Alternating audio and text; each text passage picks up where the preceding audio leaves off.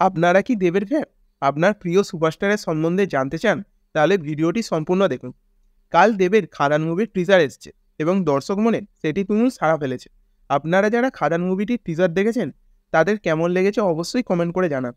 আজ আমরা জানবো দেবের কেরিয়ারে কয়টি তিনি হিট ছবি ও ব্লকবাস্টার ছবি দিয়েছেন এবং সেই ছবিগুলি কেমন আয় করেছে।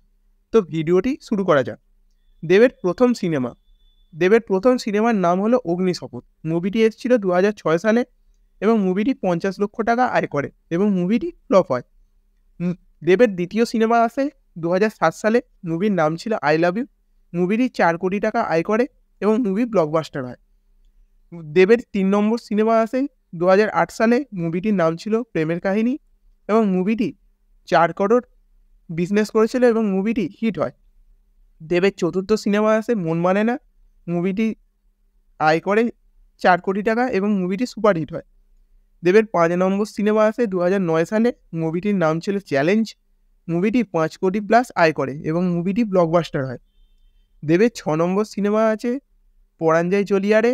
মুভিটি 5 কোটি প্লাস আয় করেছিল এবং এটি অল টাইম ব্লকবাস্টার হয়। দেবের পরবর্তী সিনেমা আসে দুজনে। মুভিটি 4 কোটি টাকা আয় করেছিল এবং মুভিটি হিট হয়।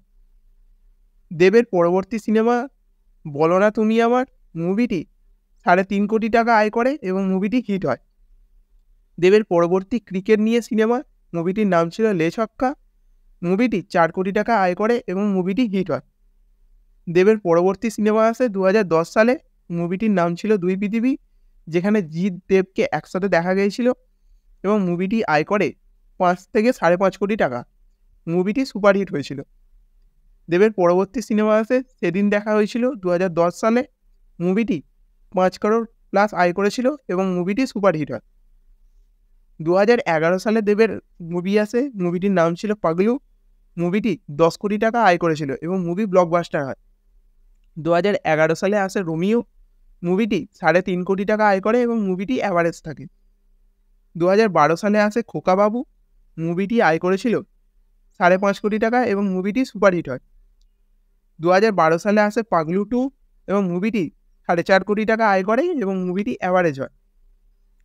2012 সালে পুজোর সময় আসে চ্যালেঞ্জ 2 এবং মুভিটি 7.5 কোটি টাকা আয় করে এবং মুভিটি সুপারহিট হয়। 2013 সালে আসে খোকা 420। মুভিটি 7 কোটি টাকা আয় করে এবং মুভিটি সুপারহিট হয়। 2013 সালে আসে রংবাজ। মুভিটি 9 কোটি টাকা আয় করে এবং মুভিটি সুপারহিট হয়।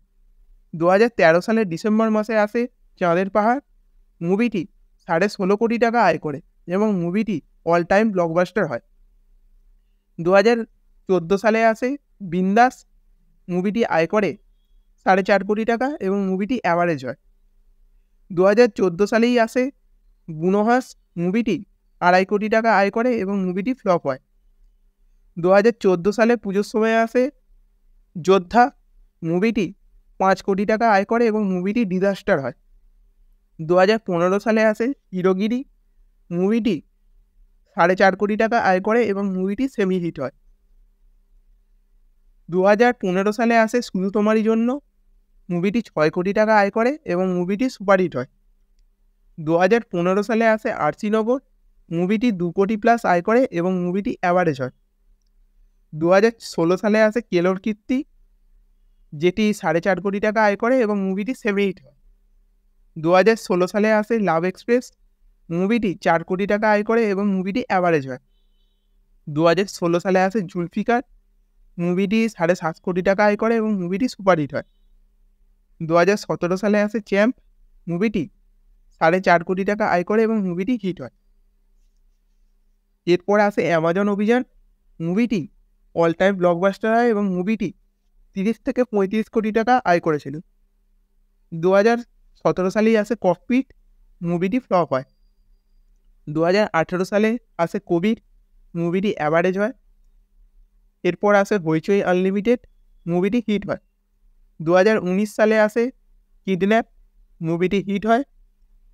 এরপর আসে পাসওয়ার্ড পুজোর সময়, যেটি অ্যাভারেজ হয় এবং ডিসেম্বর মাসে আসে সাজবাতি, যেটি সুপারহিট হয়। এরপর 2021 সালে আসে গোলন্দাজ। মুভিটি সুপারহিট হয়। এরপর আসে টনিক, যেটি ব্লকবাস্টার হয়। 2022 সালে আসে কিসমিস, যেটি হিট হয়। পুজোর সময় আসে কাছের মানুষ, যেটিও হিট হয়। এবং ডিসেম্বর মাসে আসে প্রজাপতি, যেটি 11 কোটি টাকা আয় করে এবং অল টাইম ব্লকবাস্টার হয়। 2023 সালে আসে ব্যোমকেশ ও দুর্গ রহস্য, মুভিটি হিট হয় এবং ডিসেম্বর মাসে আসে প্রধান, মুভিটি ব্লকবাস্টার হয়। আপনাদের এর মধ্যে দেবের কোন সিনেমাটি প্রিয় আপনারা কমেন্ট করে জানান। ভিডিওটি পছন্দ হলে লাইক ও সাবস্ক্রাইব করে দেবেন।